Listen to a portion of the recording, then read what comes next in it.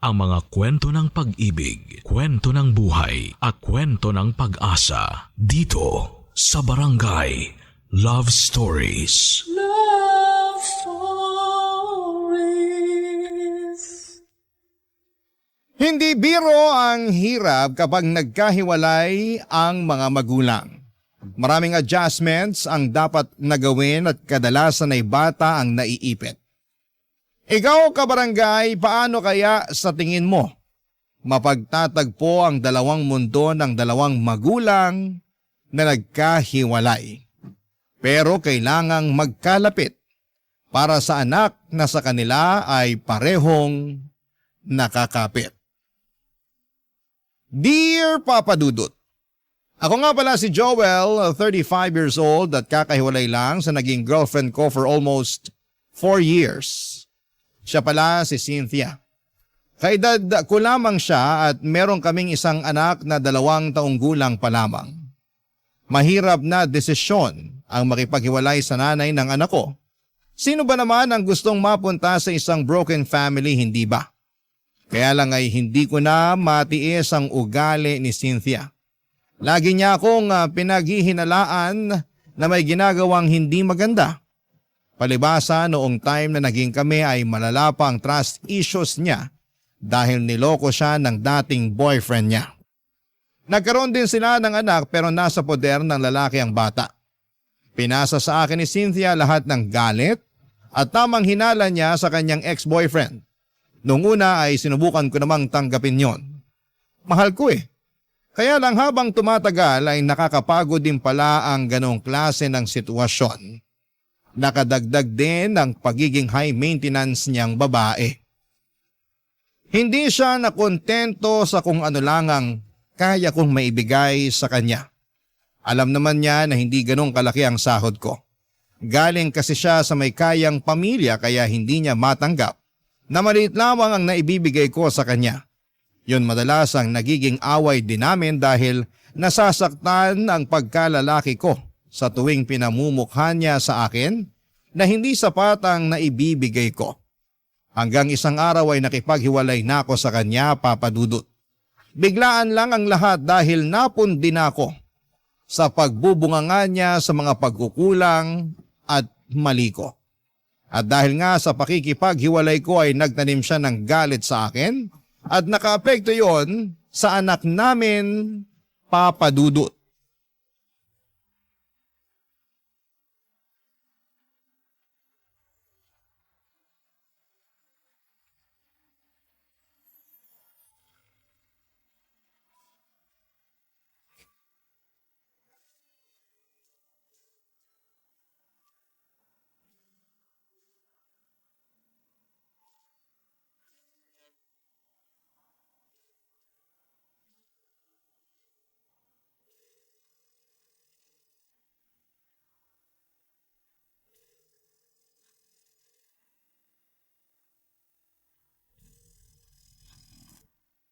Ano ba? Tawag ka ng tawag, alam mong nasa trabaho ako. Bakit kasi ayaw mong sagutin ang tawag ko? Last week pa ako tumatawag eh. Kahit sana i-text mo man lang ako. Para saan pa? Hiwalay na tayo, di ba? Oo, hiwalay na tayo. Pero may anak tayo. Eh ano ngayon? Pwede bang maging mature ang usapan natin? Para na lang sa anak natin. Para sa anak natin? Sana naisip mo yan bago ka nakipaghiwalay sa akin. Hindi ko na kasi kaya ang ugali mo. Gustuhin ko mang magstay para sa anak natin, pero nahihirapan na ako. At akala mo madali para sa akin na makisama sa ugali mo? O sige na, mali na rin ako. Tatanggapin ko na lang yun para sa anak natin. Puro ka na lang para sa anak natin, pero hindi ka naman nagpapakatatay sa kanya? Anong hindi? Sinusubukan ko naman dati pa. Hindi ako nagkulang sa sustento. Kulang na kulang ang sustento mo. Hindi sapat ang binibigay mo. Yan! Yan mismo ang dahilan kung bakit umayaw ako sa'yo. Hindi ka marunong makontento. Sino bang makukontento sa maliit na sustento mo? Alam mo kung magkano lang ang kinikita ko. Maliit na nga lang ang natitira sa akin. Sakto lang para may pangbili ako ng toothpaste at deodorant ko. Halos sa inyong mag-ina na pupunta lahat ng sahod ko. Dapat lang namang mapunta sa amin yun dahil obligasyon mo kami. At para sabihin ko sa'yo, dapat hindi ka nakukontento sa maliit na sahod mo lalo't pamilyado ka na. Dapat nag-e-effort ka pa rin para maghanap ng trabaho na kayang namin. Ginawa ko naman yun pero walang tumanggap sa akin. Kasi hindi naman ako nakapagtapos ng pag-aaral. Kaya hindi ko rin maiwan tong trabaho ko kasi ito lang ang tumanggap sa akin kahit hindi ako college graduate. Ang dami mong dahilan talaga. Hindi ka na uubusan. Gusto ko lang depensahan ang sarili ko. Cynthia, magkaayos na tayong dalawa para sa anak natin. Maging maayos naman na sana ang pakikitungo natin sa isa't isa kahit hindi na tayo nagsasama. Huwag mong asahan na magiging maayos ang pakikitungo ko sa'yo kasi galit pa rin ako sa'yo. Baka naman pwedeng isang tabi mo man lang yung nararamdaman mong galit sa akin para naman makasama ko rin ang anak natin. At sinong nagsabi sa'yo na gusto ko pang ipakita sa'yo ang anak natin? Cynthia, ako ang ama niyan. May karapatan ako sa kanya. Tinanggal mo na ang karapatan mo sa kanya nung iniwan mo ko. Huwag naman ganyan, please. Gusto ko makasama ang anak natin. Huwag mong ipagkait sa kanya na magkaroon ng isang ama. Hindi ka maayos na ama. Kaya ayos lang kahit wala ka sa buhay niya. Hindi man ako naging mabuting karelasyon sa paningin mo, pero hindi mo pwedeng sabihin na hindi ako naging mabuting ama sa anak natin. Parehas lang yun. Kung gusto mong maging mabuting ama sa kanya, sana naging mabuti ka rin sa nanay niya. Kaso hindi. Iniwan mo ako kahit ang dami kong tiniis sa mga pagkukulang mo. Cynthia! Huwag ka na ulit tatawag sa akin, Joel, ha? Hindi mo na pwedeng makita ang anak natin. Tapos na tayo, di ba? Tapos na rin ang koneksyon mo sa anak natin. Mangiyak-ngiyak ako sa katigasan ng loob ni Cynthia mula noong nagkahiwalay kaming dalawa, Papa Dudut. Pinagdamot na niyang makita ko ang anak namin. Nakiusap ako ng ilang beses para lamang ipasilip man lamang niya sa akin ang bata kahit nga video ko lamang sana pero ayaw niya. Nangutang ako ng malaking halaga para ibigay yon kay Cynthia pero tinanggihan niyang tanggapin yon. Hindi pa rin daw yon sapat. Ayaw niya talaga akong patawarin. Alam kong pinipersonal na lamang niya ako dahil sa pakikipaghiwalay ko sa kanya. Sinubukan kong lapitan ang mga kaibigan niya na nakilala ko at nakiusap sa kanila na baka pwedeng kausapin nila si Cynthia para lumambot na ang puso niya. Lahat sila'y walang nagawa, naging dahilan din yon para kagalitan niya ang mga kaibigan niya. Kaya mula noon ay hindi ko na sinubukang lapitan pa isa man sa mga malalapit sa kanya para maging tulay sa muling pagkikita namin ng anak ko. Napakasakit na hindi makita ang anak ko, siya na lamang ang buhay ko. Siya ang dahilan kung bakit nagawa kong tiisin ang ugali ni Cynthia dahil gusto kong buo kami. Pero may limitasyon din ang pasensya ng isang tao at sa huli mas pinili kong lumayo na lamang kay Cynthia kaysa naman sarili kong peace of mind ang mawala. Mas naging payapa ang buhay ko noong nagkahiwalay kaming dalawa. Pero malungkot ako dahil gusto kong makasama ang anak ko. Kaya lang ipinagkakait sa akin ni Cynthia. Palagi ako nakatambay sa subdivision kung saan ay nakatira si Cynthia. Mabuti na lamang at may kaibigan akong nakatira doon kaya malaya akong nakakapasok. Panay ang silip ko sa bahay ni Cynthia sa pag-asang makikita ko kahit saglit lang ang anak namin. Pero bigo ako. Isang araw hindi ko na natiis. Kumatok na ako sa bahay para personal na siyang harapin. Bala ko nang makiusap noon sa kanya ng harapan. Pero ibang humarap sa akin nang bumukas ang kanyang pinto. Papa Dudut.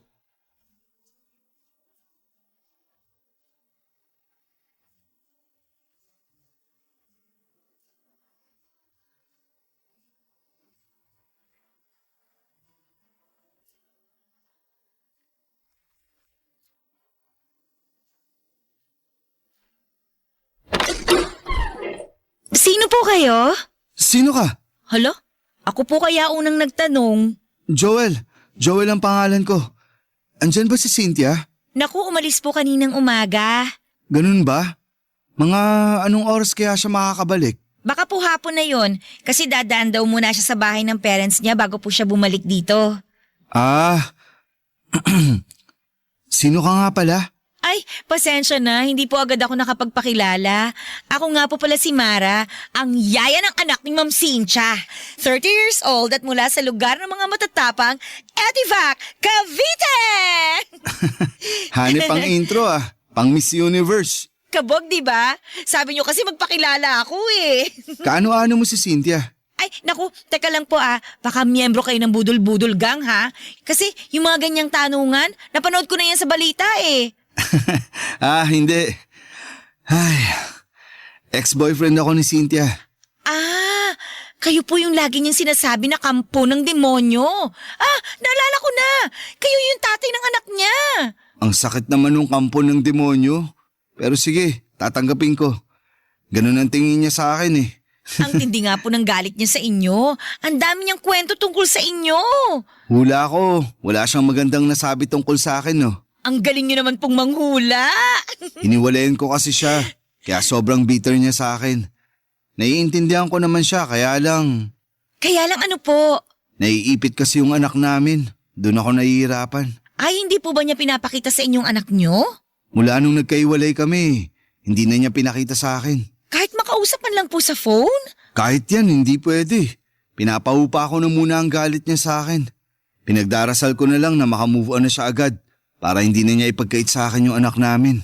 Mukhang matagal-tagal pa bago siya makamove on sa inyo, sir.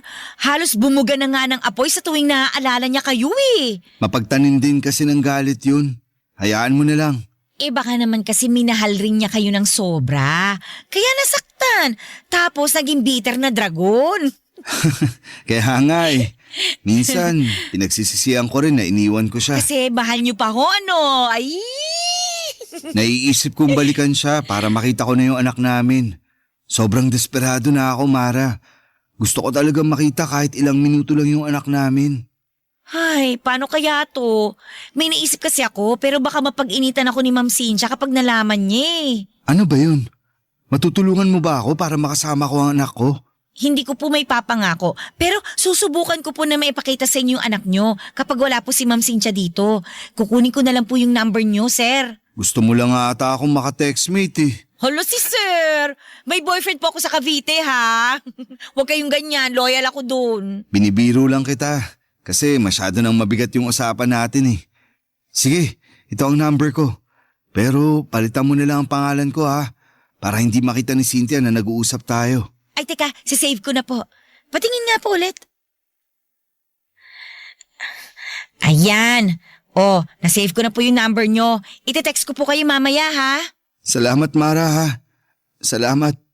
Sana matulungan mo akong makita ang anak ko. Hindi ko maitago ang saya ko nang makaharap ko si Mara. Nabuhayan ako ng pag-asa na muli kong makakapiling ang anak ko sa tulong ng kanyang yaya, Papa Dudut. Kinagabihan ay nag-text si Mara sa akin. Nakauwi na raw ang mag-ina ko. Kinuha niya ang Facebook account ko para isend ang pictures ng anak namin ni Cynthia. Palihim niyang ginawa yon habang nasa banyo ang ex ko. Yun ang unang beses na nasilayan ko ang mukha ng anak ko matapos siyang itago sa akin ng nanay niya. Kahit kasi sa Facebook ay hindi nagpo-post si Cynthia ng pictures ng anak namin. Kahit mga kamag-anak niya ay wala ring post tungkol sa kanilang mag-ina. Kaya hindi ko maitago ang sobrang gala ko nang sa wakas. Nakita kong muli ang anak ko kahit sa picture man lang. Sinabi sa akin ni Mara ang schedule ni Cynthia. Pinapadaan niya ako sa Huwebes dahil buong araw daw na wala si Cynthia dahil pupunta siya ng Pampanga para sa trabaho niya. May conference daw sila roon at gabi na siyang makababalik ng Maynila. Agad ako nag-leave ng trabaho para makasama ko ang anak namin. Pinaghandaan ko yon, bumili ako ng mga pagkain para sa kanya pero pinagbawalan ako ni Mara na bumili ng laruan para hindi makahalata si Cynthia. Sinabi rin niya na sapat na ang pagkain lang ang dalhin ko. Yung mauubos lang sana sa araw ng pagdalaw ko. Tinulungan ako ni Mara para makapagtago ng maayos kay Cynthia. Dahil oras na malaman ni Cynthia na nakakasama ko ang anak ko, ay baka mas lalo lamang siyang gumawa ng paraan para ilayo siya sa akin. Hindi ko yon makakayanan, Papa Dudut. Kaya buong ingat kami ni Mara sa mga pagpunta ko roon para kahit kaunti ay hindi maghinala si Cynthia sa ginagawa naming lihim na pagkikita, Papa Dudut. Barangay Love Stories. Barangay Love Stories. Papadudo tubong Cavite nga si Mara. Sa mga sumunod na araw na pagdalaw ko ay marami na akong nalaman sa kanya.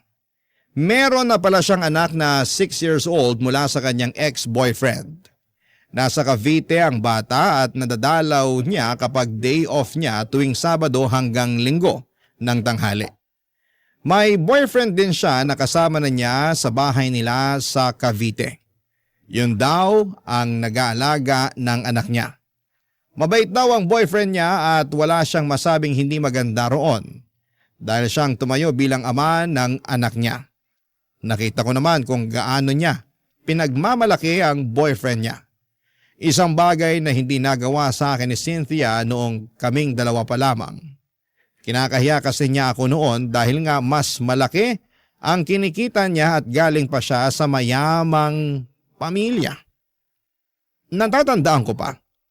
Noong mga unang buwan na magkarelasyon kami ni Cynthia ay gusto niya sa dating kondo niya lamang kami magkasama. Ayaw din niyang mag-post kami ng picture na magkasama. Nasasaktan ako noon pero prangka naman niyang inamin sa akin na hindi ako gusto ng pamilya niya dahil may kaya nga sila sa buhay. Pero kahit na ganoon ay pinaparamdam naman sa akin ni Cynthia na minamahal niya ako. Pero atras abante lang din talaga siya sa relasyon namin. Dahil bukod sa sulsol ng kanyang pamilya ay dumagdag pa ang trust issues niya sa akin kahit na wala naman akong ginagawang kalokohan. Kahit na hindi naging maayos ang trato niya sa akin ay never ko siyang niloko. Yun naman ang may pagmamalaki ko sa kanya hanggang dulo. Kaya lang ay hindi naman niya yon pinakinggan dahil para sa kanya. Pare-parehas ng lahat ng mga kalalakihan.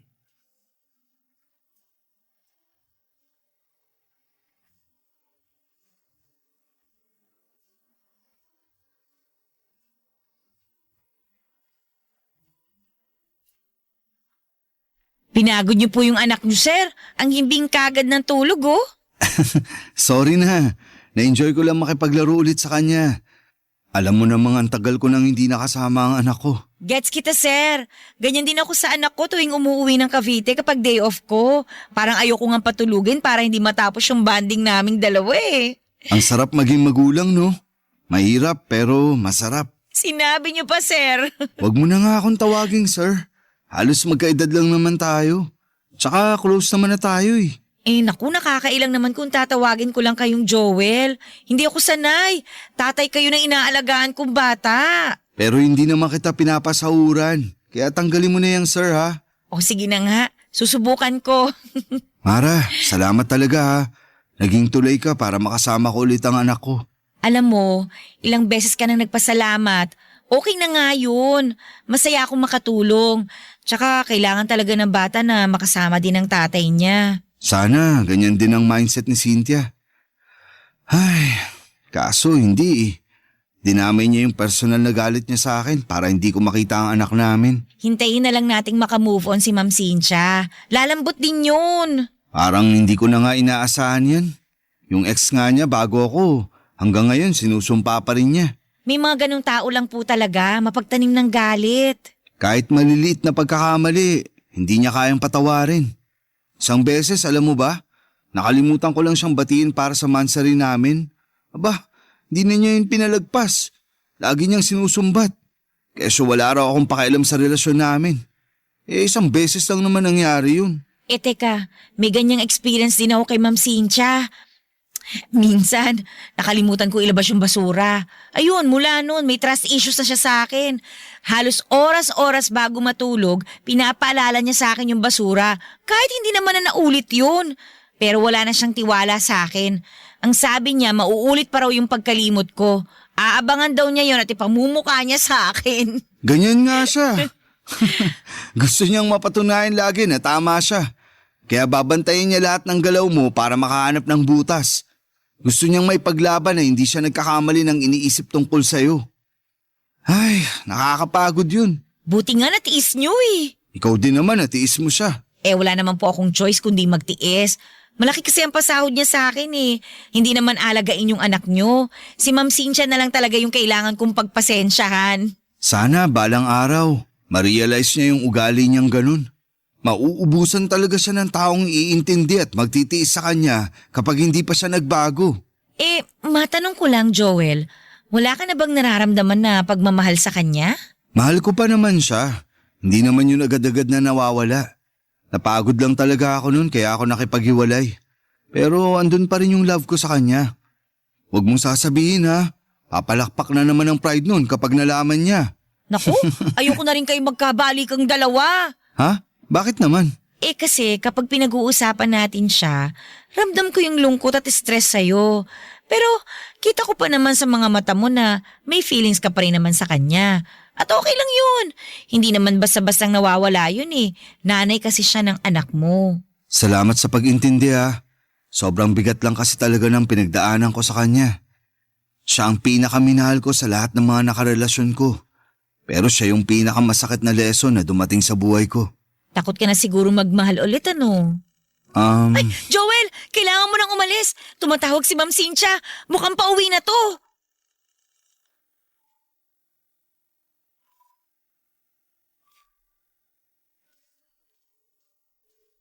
Nagpanik kaming dalawa ni Mara dahil nabaga ang pag-uwi ni Cynthia. Pinagdadampot ko na lamang lahat ng kalat at pagkain na pinagsaluhan namin ni Mara at ng anak ko bago ako lumabas. Nagmadali akong pumunta sa bahay ng kaibigan ko sa subdivision na yon. Doon muna ako magpapalipas bago ako mag-book ng masasakyan. Kailangan munang makauwi ni Cynthia bago ako lumabas ng subdivision para hindi kami magkasalubong na dalawa. Ganon na kasi ang sistema namin. Napakiusapan ko naman ang kaibigan ko. Naintindihan niya ang sitwasyon ko, lalo't saksi siya sa naging relasyon namin ni Cynthia. Tinetext na lamang ako ni Mara kung nakarating na ba si Cynthia sa bahay niya at saka na ako aalis ng subdivision. Ilang buwan na rin na naging ganon ang kalakaran namin. And so far ay hindi naman kami nahuli. Madalas kaming nagkakausap ni Mara para humingi ng update sa anak ko. Ang sabi nga ni Mara halos hindi rin maharap na asikasuhin ni Cynthia ang anak namin dahil subsob ito sa pagtatrabaho kaya madalas silang dalawa ni Mara ang magkasama. Laging nagkukulong si Mara at ang anak ko sa kwarto niya at doon nagvi-video call kami ng palihim. Habang naglalaro ang anak ko, naka-on lang ang video para makita ko siya. Mabuti na lamang at tahimik ang anak ko kapag nakaka-video call ko siya. Araw-araw ay gano'n ang mga nangyayari. Siguro isang pasasalamat din na naging busy si Cynthia sa trabaho niya para kahit sa video call man lang ay makita ko ang anak ko. At syempre, hindi siya makakahalata sa sitwasyon namin. Isang Sabado nag-message si Mara sa akin. Hindi raw siya nakauwi ng Cavite dahil may biglaang meeting si Cynthia. Kaya pinapunta niya ako doon. Sakto namang day off ko kaya may oras ako para pumunta doon. Bumili ako ng pagkain para sa anak ko at rosas naman para kay Mara bilang thank you ko sa kanya sa mga ginagawa niya para sa aming mag-ama Papa Dudut.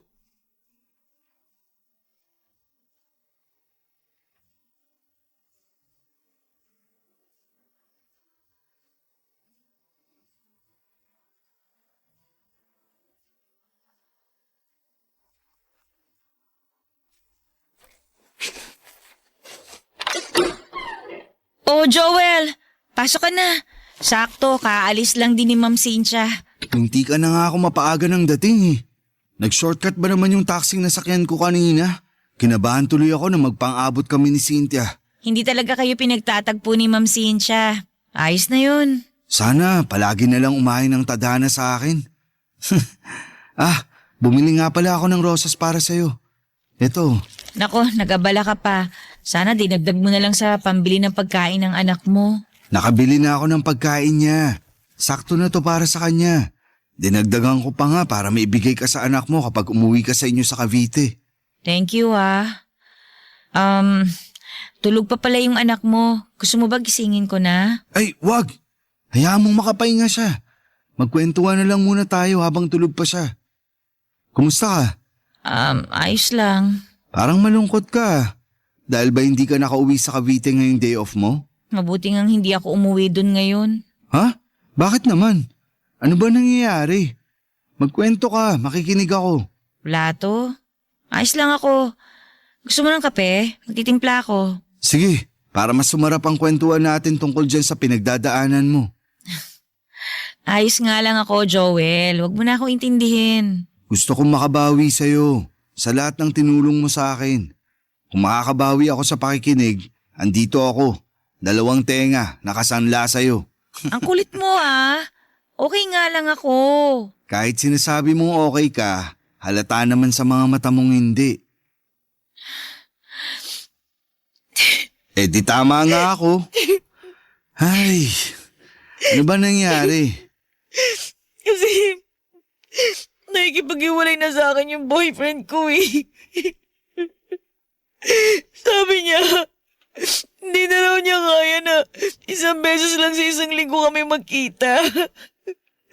Natatakot daw siya na baka may makilala ako dito sa Maynila. Napipili niya ako kung trabaho ko raw o siya. Anong sinabi mo? Sabi ko pag-iisipan ko. So may chance na iwan mo ang trabaho mo rito para sa kanya? Oo, kasi mahal niya yung anak ko eh. Mabait naman siya. Mahal mo ba? Parang. Hindi mo naman pala mahal pero bakit nagstay ka sa kanya? Kasi bihira na lang yung maayos na karelasyon ngayon eh. Maswerte ako na nakilala ko siya kasi minahal niya ako tapos damay pa yung anak ko. Naiintindihan kita. Nakakalungkot lang kung sakaling pipiliin mong iwan tong trabaho mo para sa kanya. Hindi pa naman ako sigurado sa magiging desisyon ko. Gusto ko pa rin naman tong trabaho ko. Lalo na't napamahal na rin sa akin yung anak niyo ni Ma'am Cynthia. Salamat ha. Bilang magulang, masarap sa pandinig yung sinabi mo. Napakaswerte ng boyfriend mo sa'yo. Sana lang huwag kanyang i-pressure na mamili. May karapatan ka pa rin namang magdesisyon para sa sarili mo. Thank you Pwede bang payakap? Parang kailangan ko lang kasi ngayon. Sige. Halika rito. Kailangan ko rin naman ng yakap ngayon eh. Papadudot nagkayakapan kami ni Mara. Inakala kong sandali lang yon para medyo gumaan ang pakiramdam niya. Pero hindi siya kaagad bumitaw. Nakayakap siya ng mahigpit sa akin at kasabay noon ay nadinig ko ang pag-iyak niya. Halatang naguguluhan at nahihirapan siya sa problemang kinakaharap niya. Aaminin ko na pagyakap niyang yon ay may naramdaman akong kakaiba. Nakaramdam ako ng init sa katawan ko. Lalo na noong dinidikit pa niya ang bandang dibdib niya sa akin. Papadudot hinawakan ko ang kanyang buhok at hinaplos-haplos yon para doon mabaling ang atensyon ko at hindi ako makagawa ng hindi maganda. Pero sa ginawa kong yon ay mas lalong dumikit sa akin si Mara. At nang kumala siya sa pagkakayakap sa akin ay agad niya akong hinalikan. Ako naman papadudot ay nagpaubaya. May nangyari sa aming dalawa sa sala ng bahay ni Cynthia. Mabilis lamang yon dahil natakot din kami na biglang dumating si Cynthia. Nang matapos kami, nakayaka pa rin si Mara sa akin at sinabing yon ang unang beses na nakaramdam siyang muli ng saya. Sa piling ko lang daw niya naramdaman yon. Napangiti ako at aaminin kong magaan din ang loob ko kay Mara at nakikita ko siyang mabuting tao base na rin sa kanyang pananalita at kung paano niya kami asikasuhin ang anak ko. Pagkatapos noon ay tinawagan niya ang boyfriend niya at sinabing hindi na niya iiwan ang trabaho niya sa Maynila. Nakaramdam ako ng tuwa sa mga nalaman ko. Dahil kahit papaano, may magiging paraan pa rin ako para makasama ang anak ko. Dahil syempre oras na umalis si Mara ay mapuputol na ang pagkikita namin ng anak ko, Papadudot. Barangay Love Stories. Barangay Love Stories. Nakipaghiwalay na nga ang boyfriend ni Mara sa kanya, Papa Dudut. Mabilis lang naman yung tinanggap ni Mara dahil alam niyang hindi naman niya mahal ang lalaking yon. Alam niyang nadaan lamang siya sa kabutihan nito at sa ipinakita niyang pagmamahal sa anak niya. Doon na kami malayang nagkaroon ng lihim na relasyon. Yun nga lang ay nilihim namin ang lahat ng yon hanggat hindi pa natatanggap ni Cynthia ang hiwalayan naming dalawa. Hindi ko pwedeng sabihin sa iba ang namamagitan sa pagitan namin ni Mara. Alam kong mas lalo lang magtatanim ng sama ng loob sa akin si Cynthia kapag nalaman niyang kasambahan niya ang pinatos ko.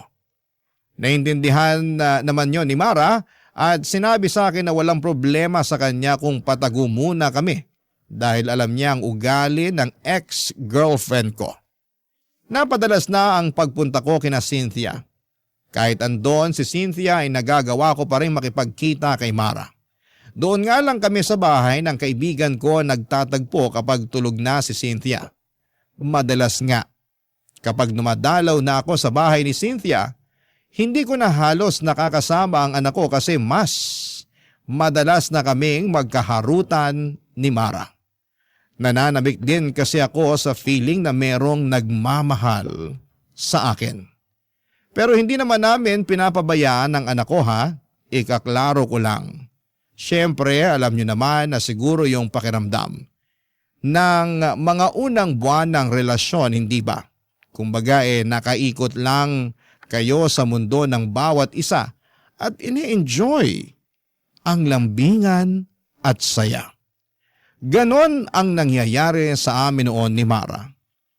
Nagkakaroon kami ng sariling mundo kung saan kaming dalawa lamang ang pwedeng makapunta at makakita.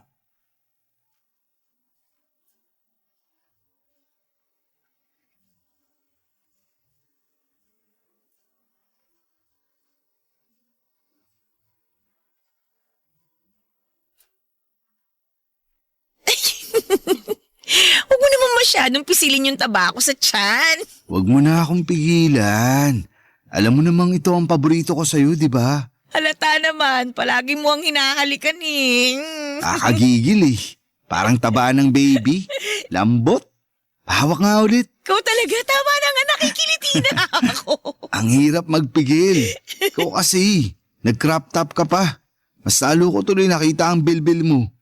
Teka nga, magja-jacket na lang muna ako para tumigil ka na. Wag na. Ganyan ka na hanggang kabagin ka.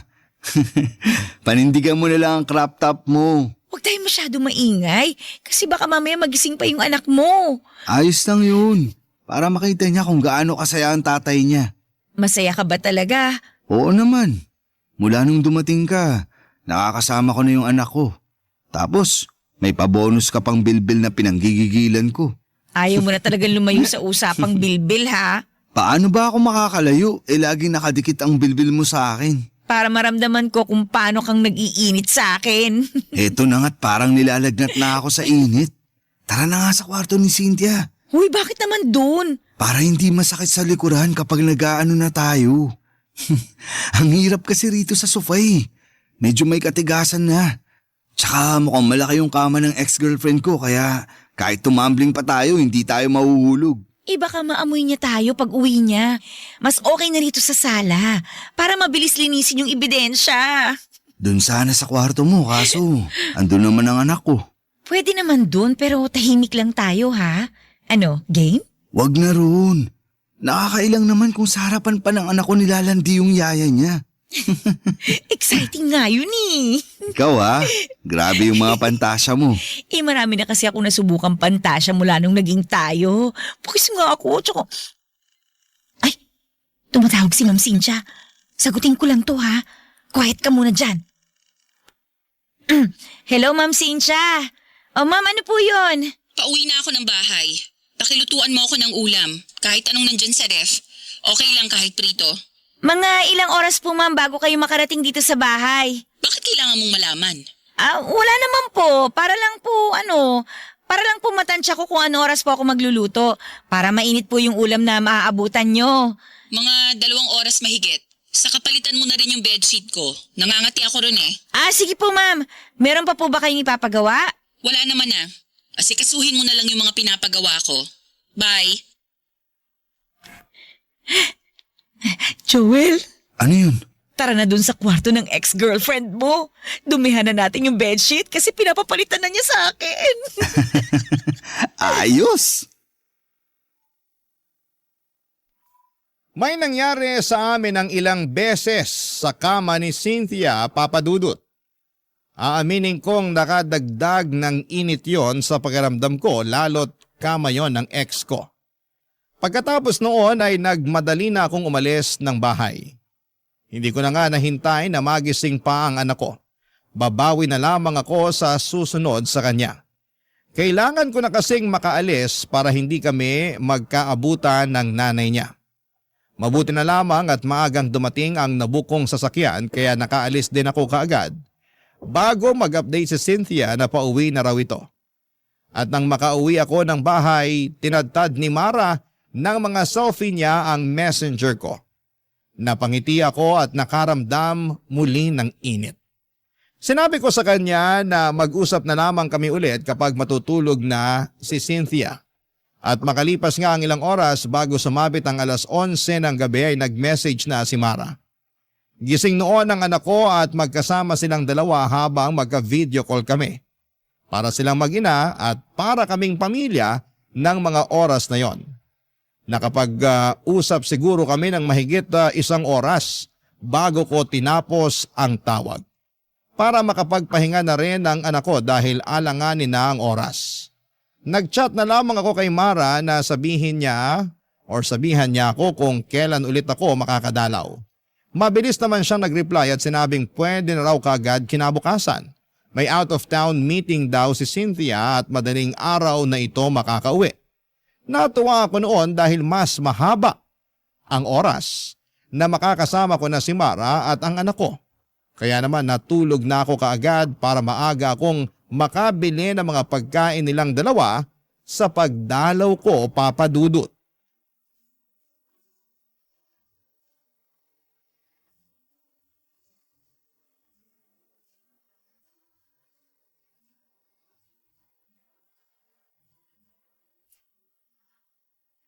Uy, ang dami mo namang biniling pagkain.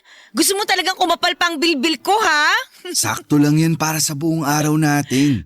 Madaling araw pa talaga ang uwi ni Cynthia, di ba? Sabi nga niya baka bukas na raw ng tanghali ang uwi niya eh.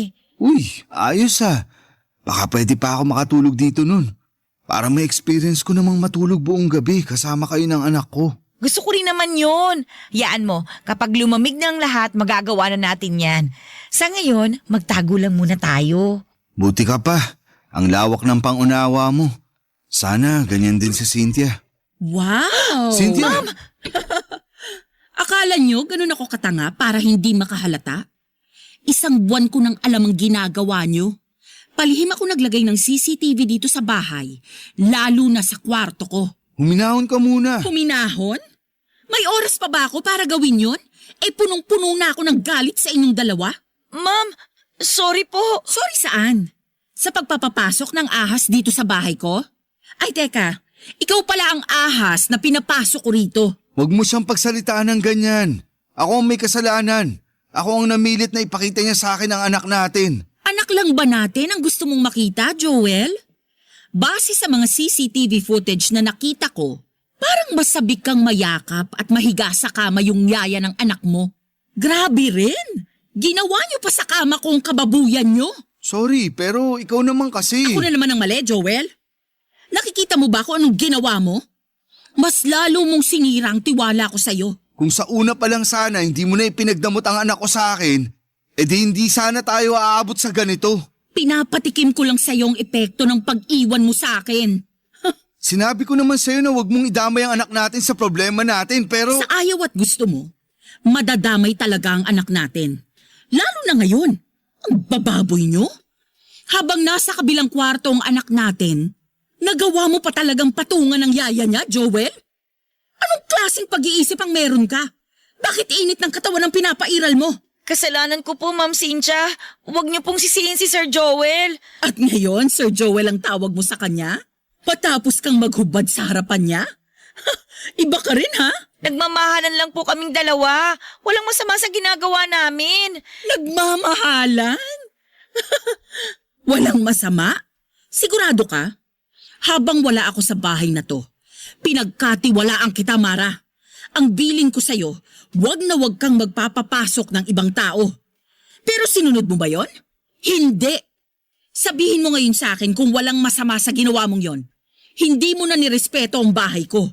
At hindi mo rin ako nirespeto. Sorry po, ma'am. Hanggang sorry ka lang talaga, no? Tama na, Cynthia. Pag-usapan na lang natin to. Sige, pag-usapan natin to. Kasi ang dami ko nang naipon sa puso kong galit sa'yo eh. Baka sakaling gumaan kapag sinumbat ko na sa'yo lahat. Ang kapal ng mukha mo, Joel. Ang dami mong pagkukulang sa akin noon. Pero pinilit kong tanggapin ka. Kasi naniniwala ako na ikaw yung makakabuti para sa akin. Lalo na nung nabuntis mo ko. Pero anong ginawa mo? Nung time na gulong-gulo ko sa mga nararamdaman ko, iniwan mo ko. Pinabayaan mo ko. Hindi mo alam kung gaano kasakit sa akin na isipin yung future na hindi ka namin kasama ng anak mo. Hindi mo alam kung gaano kasakit sa akin na isipin na nagmamahal ka na ulit ng iba tapos makakalimutan mo na kaming mag-ina. Hindi naman mangyayari yun. Nagkaiwalay tayo pero hindi naman ibig sabihin ipababayaan ko na kayo. Mag-ina ko pa rin kayo at parte na kayo ng buhay ko. Mahal kita, Cynthia. Kahit ano pang nangyari sa atin, hindi na yun magbabago. Kung mahal mo ko, piliin mo ko ngayon. Anong ibig mo sabihin? Kung gusto mo pang makita pa ang anak mo, ako ang pipiliin mo. Cynthia. Kami ng anak mo o ang katulong ko? Mamili ka. Hindi ako makagalaw sa sinabi ni Cynthia, Papa Dudut. Hindi ko nga rin matignan si Mara dahil alam kong nasasaktan siya sa narinig niyang sinabi ng ex ko. Kahit ako ay naguluhan, lalo na noong pinangtakot na ni Cynthia sa akin ang anak namin. Sinabi niyang lilipat na raw sila ng lugar at hindi ko na sila kailanman makikita. Ang bigat ng loob ko habang iniisip ang posibilidad na mangyari yon.